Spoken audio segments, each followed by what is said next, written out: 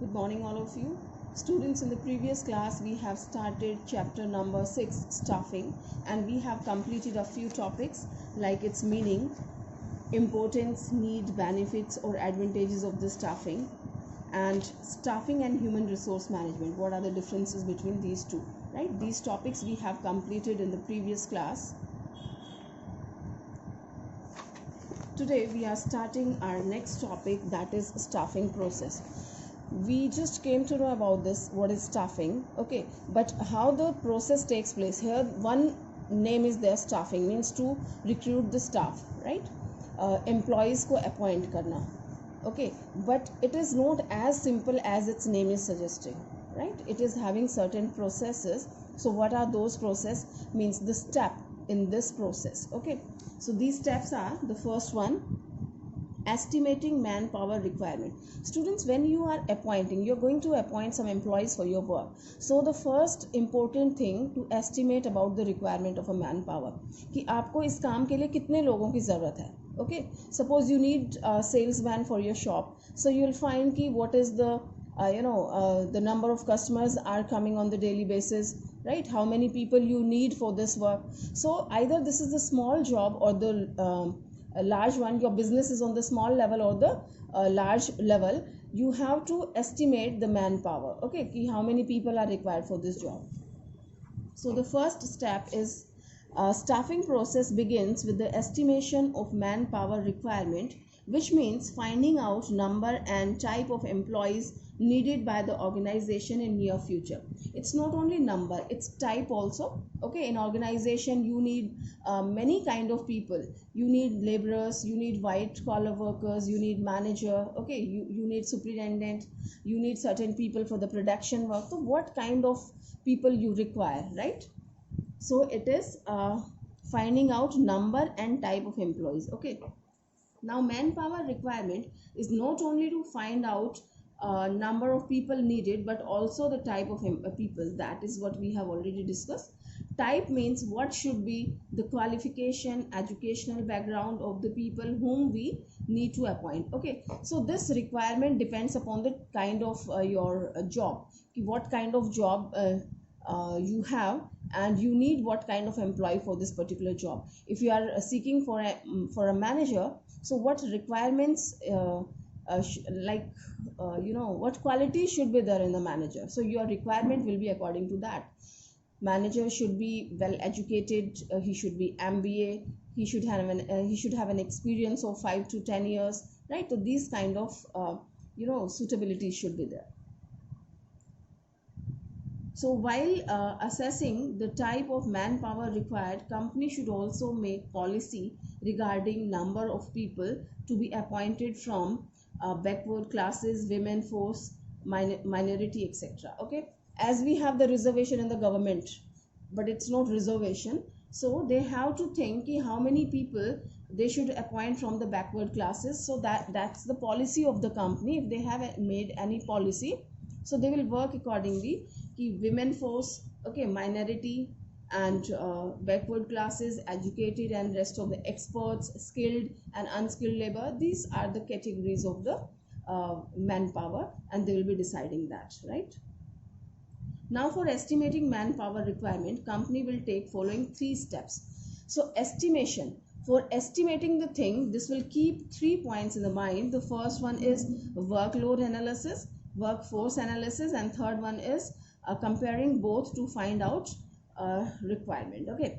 So workload analysis tells कि what is the workload, like कितना काम है firm में, तो आप उसके हिसाब से सोचेंगे कि इतना काम है, this is the workload and I need this much people to work to complete this work, okay. So that is your workload, and it is explaining this way. This requires finding number and type of employees required to perform various jobs, design in organizational structure, okay. Workload यानी कि कितने लोग चाहिए हैं उस काम को complete करने के लिए, कितना काम है अपने पास, कम काम है या ज़्यादा है. If we have less workload, so we need less number of people. If we have more workload is there, so we require more number of employees to work, right? Next one is workforce analysis, okay. It means analyzing existing workforce of employees already occupying the job positions and how many of them are overburdened and underburdened. It's telling that workforce analysis. See, if it is already existing firm, so you must have some employees already working in the organization. Okay, so we will analyze either these people are having the adequate workload, I mean accurate work is with them, are they overburdened or underburdened, means उनके पास ज़रूरत से ज़्यादा काम है या ज़रूरत से कम है. Okay, so we consider this factor and then we decide कि what is our requirement. If somebody is overburdened, okay, so we have to remove the burden of this person, otherwise he will be under the pressure and won't be performing better. Okay, तो हमें उसका workload कम करना, we need his supporter. And if somebody is underburdened, means उसके पास पूरा workload नहीं है, the required which one should do in the proper time and situation, so that person can be given some workload of the others, or some other work of the institution can be given to that person, right? So when we decide this manpower requirement, when we are estimating the manpower requirement, so we consider these factors: workload analysis and workforce analysis. Now third one is comparison. After doing workload analysis and workforce analysis, the manager compares both as excess of workload over workforce indicated understaffing, and you need to appoint more people, whereas excess of workforce over workload indicated overstaffing and you need to remove or transfer some employees elsewhere. Well, the thing is very clear. Comparison, you do the comparison between these two terms. If you know overload, you find the people overburdened, okay, then you need to appoint somebody else, right? You will be appointing some other people to help that person, right? And if you find the people they have less work, less burden is there, okay, so you just transfer to that person to some other area of the organization where he has the proper workload, right? Means comparison, equalizing the things. Okay, so as both overstaffing as well as understaffing are undesirable, both the things are not good. Okay, if somebody like overstaffing means ज़रूरत से ज़्यादा staff है आपके पास, means the people are roaming here and there, खाली घूम रहे हैं, उनके पास प्रॉपर काम नहीं है करने को. ओके, एज वेल एज अंडरस्टाफिंग यानी कि आपके पास काम ज़्यादा है लेकिन एम्प्लॉयज़ कम है करने के लिए, तो they are overburden and they can perform well. Okay, because they are working more than their capacity. Now the manager tries to find out the manpower requirement by equating workload analysis to workforce analysis, right students? So it means this is to find out the proper manpower requirement on the equitable basis, कि it should not be overburden and underburden. All right, so the first very important step of the staffing was estimating manpower requirement. Okay, now if you complete the first step, means you have analyzed the manpower requirement कि मुझे 10 लोगों की ज़रूरत है या 20 लोगों की. Okay, now you are very clear how many employees you require. Okay, now the next step comes recruitment. Well students, this term doesn't mean that you have appointed the people. Okay, recruitment means you are inviting the people, right? Means this is a process where you tell the people to apply for the job, you get the applications for the job. Okay, the people are applying, so that process is called the recruitment. So let me explain it. It refers to the process of inducing the people. Inducing means motivating the people to apply for the job in the organization, right? After assessing the number and type of employees required, the manager tries that more and more people should apply for the job so that the organization can get more choice and select better candidates, right students? So the first step they have done, they have estimated the number of people and the kind of employees. Okay, I need 20 people for my organization and this is the kind, कि इतने salesman, इतना manager, this and that. Okay, तो किस तरह के और कितने लोग चाहिए वो आपने कर लिया है. Now your work is to induce the people to apply more and more. Now what happens if the more people they apply for the job? You have more choice. Okay, you can select the suitable candidate out of the huge crowd. The huge crowd which comes to you, you can find out the the best suitable candidate out of that. Okay, so you get the better choice and better candidate you can choose. Now, if we can fulfill the requirement from inside the organization through transfers and promotion, then it's very economical and fast. But generally, organization has to fulfill its requirement from outside the organization. Okay. So here it is telling कि recruitment always doesn't happen from the external area. Sometimes internally also we can recruit. Internally means in the organization we have certain people, and you know, in the previous topics we have studied that we are assigning the work, authority, responsibility, centralization, decentralization. I have told you many times. Okay, means the superiors, they are assigning the work to the subordinates, so subordinates are learning the work of the superior. So we can fill these posts through the promotion. आप juniors का promotion करके उस post को fill कर सकते हैं. And the people, if you find the suitable candidate inside the firm, inside the organization, so you can fill that vacancy. I mean, through the transfer from one area to the another one, you can transfer and you can fill that vacancy. Okay, so that is also possible, and this is you know, very economical and fast. Fast means within no time, within no time you can recruit the people, you just transfer them. Okay, and a very economical means you don't have to spend the money on the advertisement and certain other processes. Okay, so next one is to recruit people from outside the organization. Contact various placement consultants, employment exchange, contractors, etc. But the most common way to recruit fresh talent is through advertisement. Okay, students, it's not only advertisement, there are many sources from which you recruit the employees. See, we have to contact the employment exchanges are there, consultants, placement consultants are working these days, they are providing the employees which you want. Okay, contractors are there, they send the employees on the contract basis, right? And the most suitable method is the advertisement. By advertisement you can get more and more candidates. I mean, you have more choices. Okay, so company advertise in newspaper, etc., and many job seekers after reading the advertisement apply for the job, right students? So here this is the recruitment. So it should be clear in your mind, recruitment doesn't mean that you have appointed the people. Okay, here you have started the process of inducing the people or to motivating the people come and apply for the job in my company, so I will have more and more choice and I can appoint the people, I mean I can select the people. Okay, so this is called recruitment process.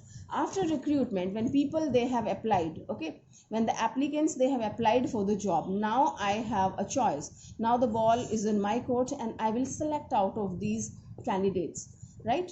From these applicants I will select the best suitable candidate to my firm. Okay, now what selection is telling? It refers to choosing the most suitable candidate to fill the vacant job position. The selection is done through a process which involves test, interviews, etc. You must be knowing how to select an employee or candidate. We take their written test, right? We take their interviews and certain other processes are there through which they passes, and we select the best one. Now in selection, number of selected candidates is less than the number of rejected candidates. That is why selection is called negative process also. The main objective of selection are so and so. See, students, it's telling, and this can be your 1 mark question also, you will find later on. In selection, number of selected candidates is less and the number of candidates which has been rejected, that is more, right? See, if you have 20 jobs, for 20 job 200 people they have applied, right? Or you can say 100 people they have applied. So the job which we are allotting to the people, that is less in number, but the people who have applied for this job, that is more in number. So we call it a negative process also, means rejections are more and acceptance are less. Okay, so it's telling that in selection, number of selected candidates is less than the number of rejected candidates. That is why selection is called negative process also. The main objectives of the selection are, what are the objectives? To select the best among the available, that we have already done. What is the objective? Means the best candidate we are selecting. Second one, to make selected candidate realize that how seriously things are done in the organization. Okay, the candidate who has been selected, that fellow must realize the things are very serious in the organization. Nothing is taken as granted. It's not a fun. Okay, so these two objectives were there. Fine. Now we have done this selection. See, what was the first step? The first step was estimating the manpower requirement. Okay, how many people you need for your job. Second one, recruitment process. right? You just motivated the people to to apply for the job in your concern. Third one is selection. You have selected the best suitable candidate. Next one is placement and orientation, right? Now you have selected the people, now you will give them the placement. Placement means, see, you needed an accountant, right? So you have chosen, 5 people, they have applied for the job of accountant and you have selected one, right? Now you will give him the placement. Placement means आपने उसे accountant की post hand over की है, ठीक है? तो this is called placement. So it's telling placement refers to occupying of post by the candidate for which he is selected, right? 5 peons I have appointed, so I have given that post, you are the peon of my firm, you will be working, you are the sales manager of my firm, means the post for which I have recruited the people, I have selected the people, I have given that post to those people. That means placement. जिस job के लिए हमने उनको select किया था वो उनको देना. That is called placement. So after selection, the employees is given appointment letter and is asked to occupy the vacant job position. Right, students? It's very simple. Now, orientation refers to introduction of new employees. You must have listened this term orientation many times. In the school and colleges, this happen, orientation program. So it refers to introduction of new employees. These are the new employee, but my concern, it's already having so many employees, number of people are working over there. So I have to introduce these people to the remaining one. Okay. So this orientation refers to introduction of new employees to the existing employees. Large organizations organize orientation program to familiarize the new employees with the existing, whereas in small organizations, superior takes the new employees on round and introduces him to the existing employees. Well, when you have a big organization, so formally you arrange an orientation program where the introduction is given of the new and old employees and all that. And if it is a small one, then the superiors, your boss, he just introduce you with rest of the people that this person has been appointed for this job and all that, right? So this is your orientation where you introduce your old employees and the new employees kind.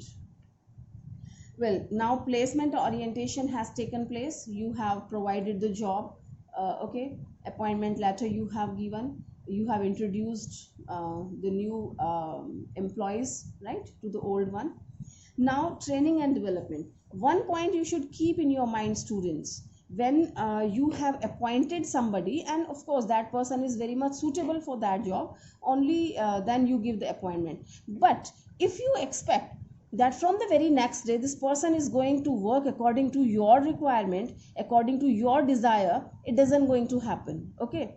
Because everywhere there is a different pattern of work, right? The different things to be performed. So you have to introduce this person to your work pattern.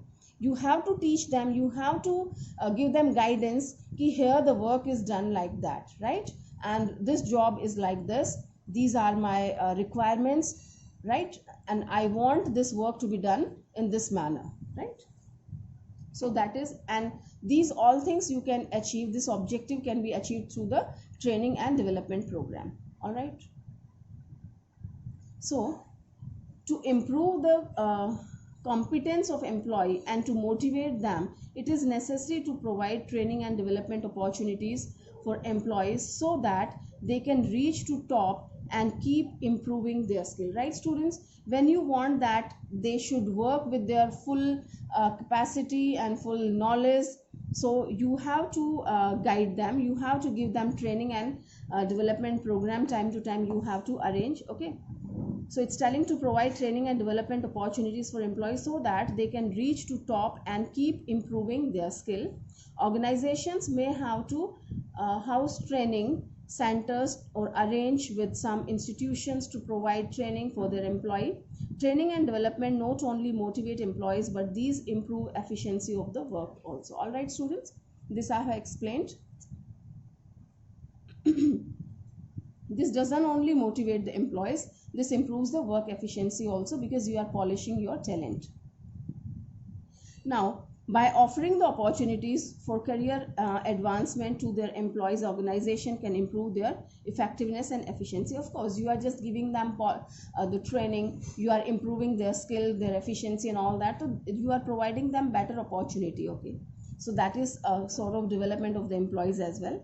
Now, in most of the large scale organizations, there is a separate human resource department which performs staffing function, but in small organizations the line managers only perform all the functions. So small organizations in which there is no human resource department include following steps also in the staffing process. Students, this we have already discussed in the previous class. When you have a small organization, okay, so we are going to do all these things, I'll be telling you. But if you have a large organization, then you have to follow the proper recruitment process, proper staffing process, right? And you have to you should have the separate human resource management department, right students? In the large organizations you should have HRM department, human resource management department you should have, and this department fulfills all these processes which we have done. I mean the steps of this process they have to do. And if you have a small concern, so the departmental head, they perform this work and they follow this process of the staffing. So this is performance appraisal. After taking training and performance the job of some time, there is need that employees performance must be evaluated. Performance appraisal refer to the evaluating the performance appraisal means, you know, those candidates, they have done the work, so their superior, they just they evaluate their work. They just a kind of what should we say, kind of marking, you can say ki, at what level they have done and how efficiently they have done the work, right? What is their achievement, what were the standards which you have decided and what they have achieved, right? So we can find out the deviation which we have previously studied in some chapters, right? So that is the work of the seniors. So that is called performance appraisal. So performance appraisal refer to the evaluating the performance of employee against some standards. As I have told you, the standards are made known to employees in advance. Superiors prepare a feedback report on the basis of the performance appraisal, right students? So you decide the standard, and reality means what they have done, what target they have achieved. Then I will find out the standard was 50 and the target was 60. That means he has done the good appraisal is there. 10 more items he has, extra item he has sold.